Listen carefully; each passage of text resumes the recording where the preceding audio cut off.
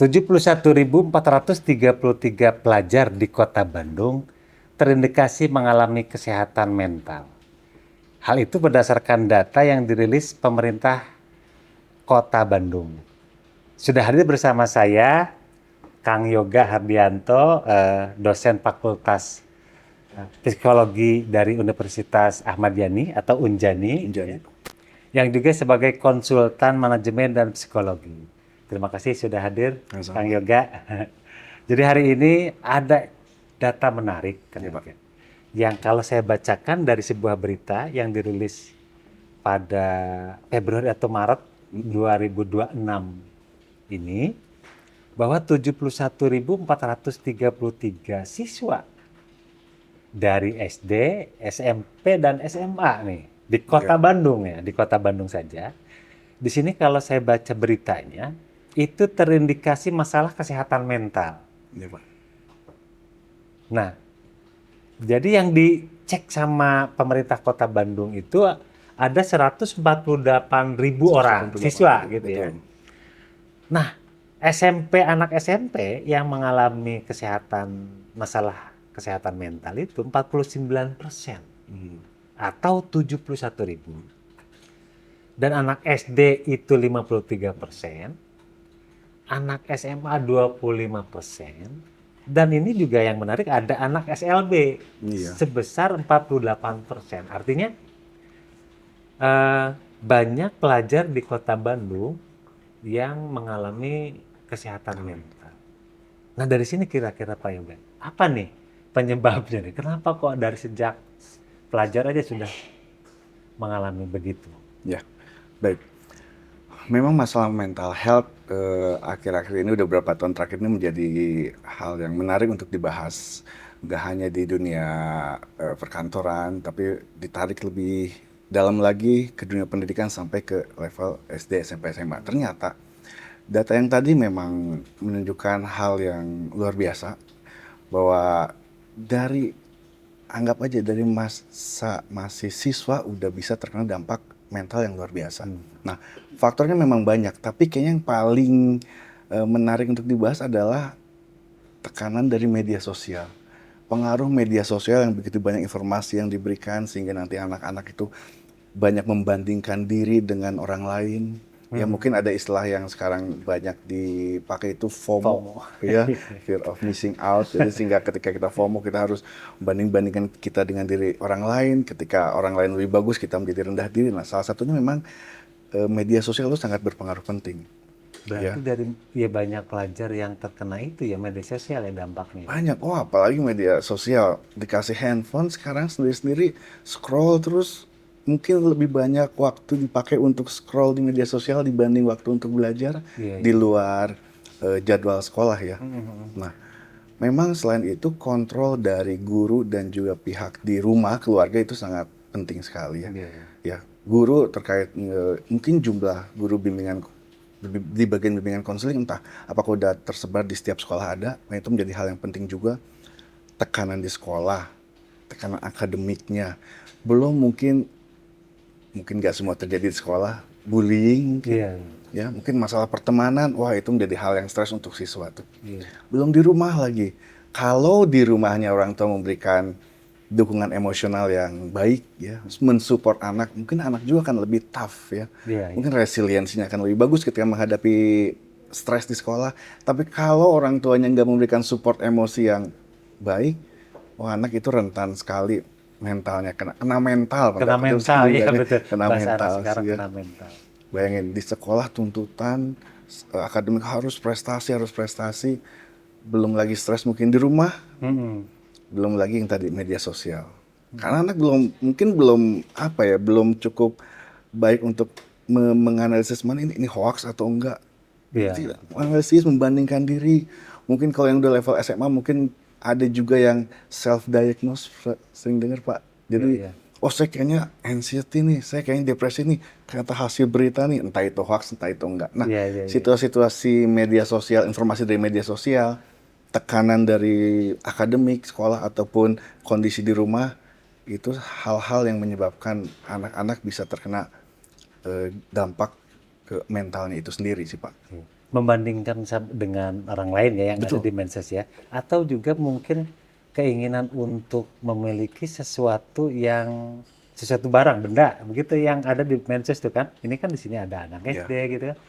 Kebanyakan anak-anak di usia ini tuh kan pengen memiliki betul. apa yang belum dipunya nih Pak. Mungkin Ya. itu salah satunya juga ya. Salah satunya apalagi Pak barang-barang yang sedang hype ya. Wah, barang-barang yang sedang hype apalagi itu dari apa mungkin dari band Korea Iya, ataupun iya, yang iya. terkenal dipakai boneka tertentu. Wah, anak-anak harus beli barang itu karena seperti artis Korea punya gitu. Itu juga bisa jadi Iya, iya, iya. tekanan sendiri Pak itu. Betul, betul. Nah, Pak Ega, sekarang kan ada ini apa? eh Bahwa survei ini tuh kan hanya dirilis oleh pemerintah Kota Bandung. Apakah ini juga terjadi di kabupaten kota lain di Jawa Barat atau gimana? Kalau dari pengalaman saya dan data yang saya punya ya, saya baca itu hampir di seluruh Indonesia sih Pak mengalami. Seluruh Indonesia, Pak. Bahkan nggak hanya Indonesia, bahkan sampai level dunia. Makanya WHO pun sangat concern terhadap hal ini. Sehingga ya Hari Kesehatan Mental itu muncul tanggal 10 Oktober karena begitu concernnya kesehatan mental di dunia, ya tentu Indonesia bagian dari dunia ya mengalami hal itu juga. Jadi sudah pasti nggak hanya di kota Bandung aja, tapi ini akan dialami oleh kota-kota besar ataupun di negara Indonesia sih. Ya, Nah sekarang kalau ini kan di kota Bandung juga berbeda dengan cara kewilayahan ya, ya, geografis. Kota Bandung berbeda dengan yang lain. Nah apakah Kota Bandung dengan macetnya ini gitu kan, anak-anak siswa ini kan pasti akan terjebak dengan kemacetan setiap hari. Apalagi pagi-pagi di jalanan Kota Bandung itu kan dipenuhi sama diantar mereka ya, tuh kan. Nah, apakah karena itu juga kondisi jalan macet selain media sosial nih Pak? betul. Apakah itu juga mendukung? Kalau menurut saya itu salah satu faktor yang mendukung siswa untuk menjadi stres juga. Karena siswa ketika dari rumah ke sekolah itu kan membutuhkan waktu gitu Pak ya. Tentu ada yang berangkat sendiri, ada yang diantar, entah diantar orang tua atau enggak sewa antar jemput. Nah, yang jadi permasalahan ini macet enggaknya itu berkaitan dengan time manajemennya Pak. Ya, mengelola waktu kapan saya harus berangkat, berapa jam harus bangun untuk siap-siap. Hari Senin akan berbeda dengan kondisi hari Jumat. Nah, kondisi-kondisi macet itu tentu akan menjadi faktor yang membuat orang jadi stres. Orang baru bangun tidur, kondisinya Sudah cukup tenang, disuguhkan. sudah disuguhkan dengan kondisi macet, ya. Apalagi lagi moodnya lagi nggak baik, datang ke sekolah telat, kena marah sama guru, makin Nggak karuan nggak aja ya, karuan aja ya. itulah ya. Dampak lah mungkin ke motivasi belajar jadi males, marah-marah, Bad mood lah ya. bad mood aja jatuh. Nah, terus masalah lainnya, apakah karena tadi kaitannya dengan media sosial, membandingkan dengan orang lain, membandingkan juga apa yang kita punya dan orang lain Betul. punya apa, kita punya apa. Nah, dari sisi ekonomi apakah juga salah satu menjadi faktor nggak Pak? Nah, kalau dari sisi ekonomi nih menariknya ketika kita ingin memiliki suatu barang itu hal yang lumrah ya Pak ya. Tapi yang menjadi kendala adalah apakah faktor ekonominya mumpuni atau enggak. Iya. Ketika faktor ekonominya mumpuni dan daya belinya mampu, ya sepertinya tidak akan jadi masalah. Tapi ketika kemampuan membeli barangnya kurang atau nggak punya uang, nah dia harus memaksakan untuk mendapatkan uang tersebut. Entah dengan memaksa orang tua, ya, atau mungkin pinjaman online, Shopee Pay Later, dan lain-lainnya. Dia untuk memastikan barang itu bisa kita beli segala cara dia pakai. Tahu kasus-kasus tertentu banyak Pak. Saya dapat informasi di mahasiswa uang kuliah kepake, Iya, iya. minjem ke temen. Wah itu udah jadi hal yang ini ketika dia punya keinginan besar untuk memperoleh barang yang dia inginkan sih Pak. Ya, karena memang dari tahap dasarnya, menengahnya juga sudah seperti itu ya sekarang Iya, itu ya. Meskipun orang tua punya, tapi kadang dipendam sendiri, nggak diomongin juga itu jadi masalah juga iya mungkin. betul Pak, betul Pak. Makanya salah satu yang menjadi hal penting adalah kemampuan atau enggak kesempatan untuk bicara entah ke teman entah ke orang tua, itu hal yang penting tuh di kesehatan mental. Ketika Komunikasi ya, komunikasi ya, ketika kita nggak bisa cerita, nah itu akan dipendam bisa sendiri dipendam nih. sendiri tuh, dirasain sendiri, tersiksa sendiri. Iya, Ujung-ujungnya mentalnya yang kena sih Pak. iya. Nah, kalau misalkan apakah mental ini juga berkaitan dengan kesehatan fisik ya? Nah, berkaitan iya, karena kesehatan mental berpengaruh ke fisik, begitu juga fisik berpengaruh ke kesehatan mental. Mental ya. Sama, itu sama-sama beriringan, Beriringan ya. beriringan betul Pak. Berarti bisa dikatakan begini tidak?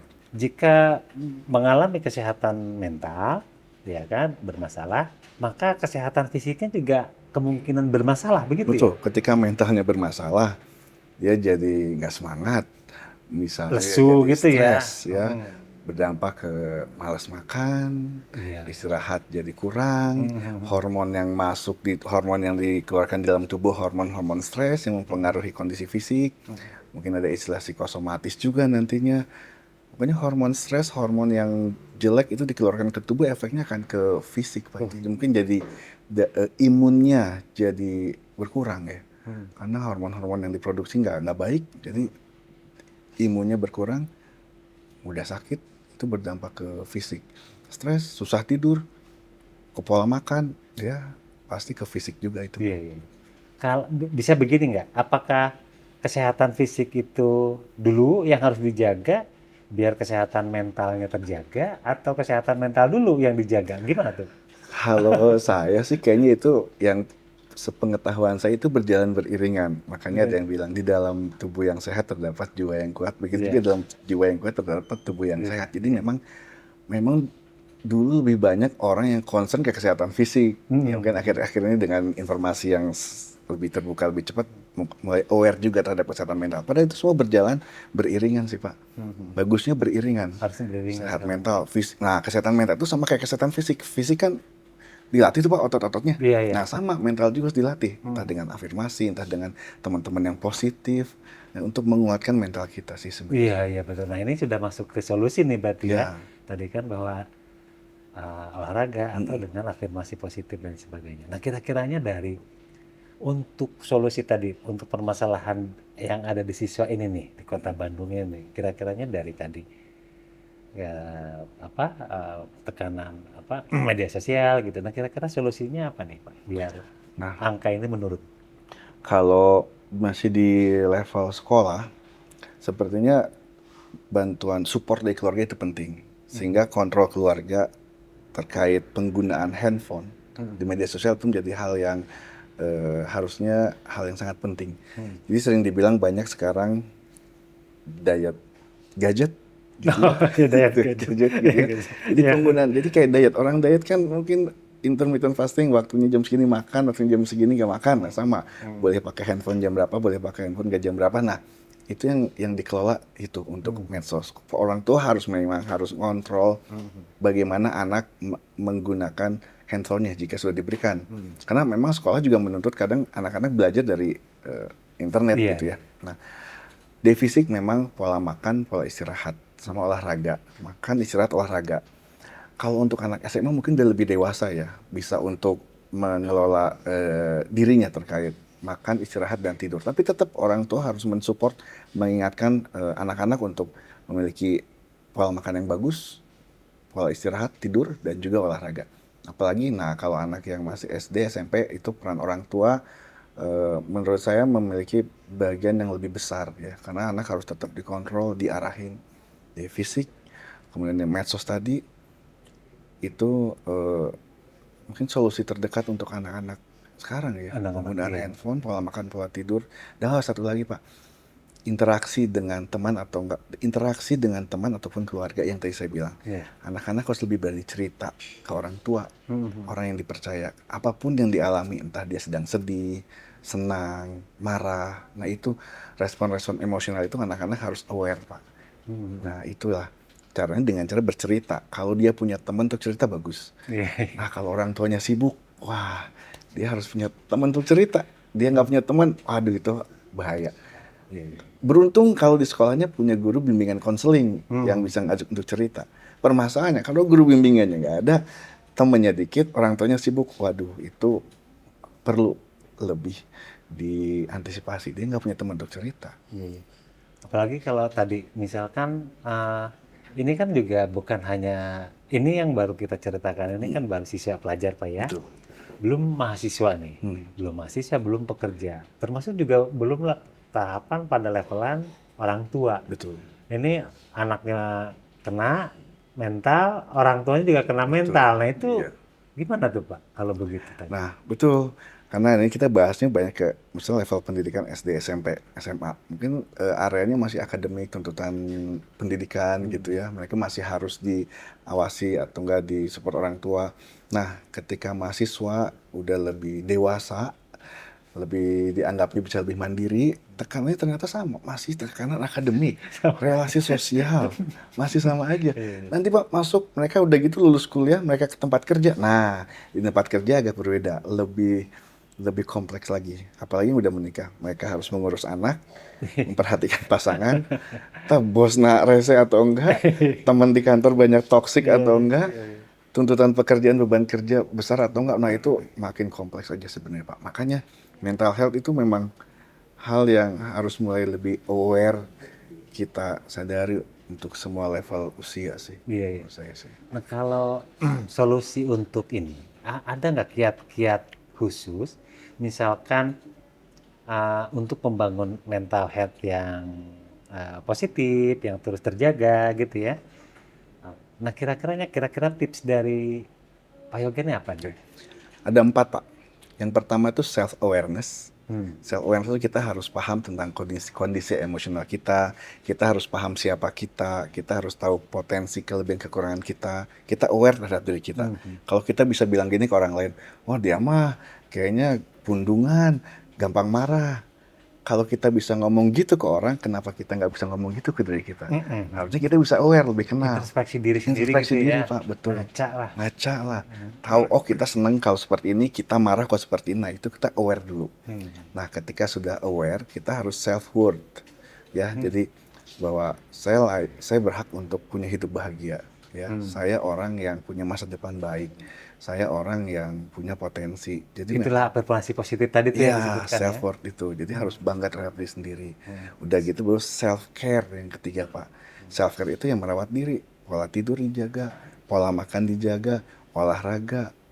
Itu self care, merawat diri sendiri. Walaupun untuk sebagian orang pola tidur, pola makan harus struggle mengalami hal itu, cuma self care itu harus dijaga. Jika udah kita aware terhadap diri kita bangga terhadap diri kita, self worth, kemudian kita udah bisa self care, ujung-ujungnya kita bisa self efficacy Pak. Kita lebih percaya diri.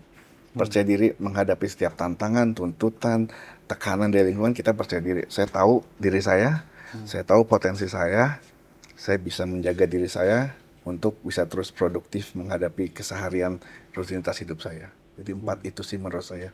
Aware terhadap diri kita, self worth ya, bangga terhadap diri, self care, jaga diri, ujung-ujungnya self efficacy. Kita percaya diri. Percaya diri.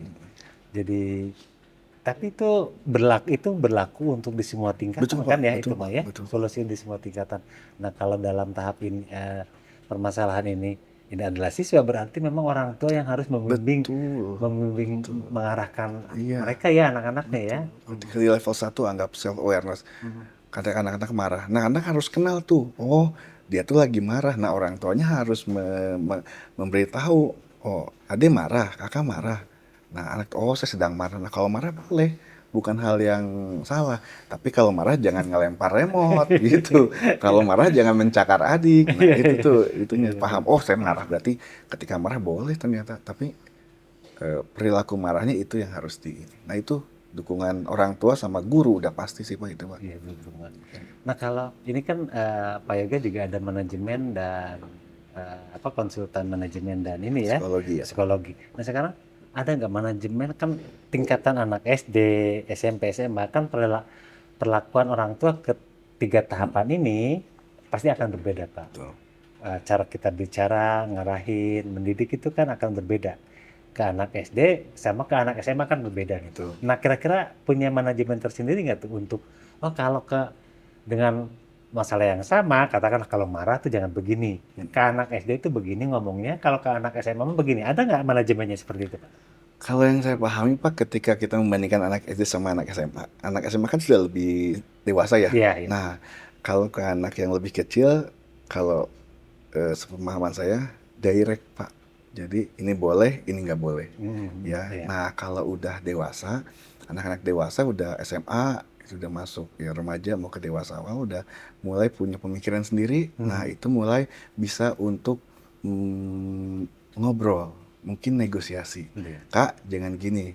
Kenapa kakak melakukan itu? Ceritain alasannya apa. Udah mulai ada Komunikasi dua arah. komunikasi dua arah. Tapi kalau kayak masih kecil, biasanya ini boleh, ini nggak boleh. Kenapa nggak boleh? Kasih penjelasan. Kenapa boleh? Kasih penjelasan. Dan Iya. kalau ke anak dewasa, lebih banyak untuk bertukar Bertukar pendapat, pikiran, ya. bertukar pikiran. Jadi anak dewasa juga merasa, oh saya dipahami, saya dimengerti, gitu sih Iya.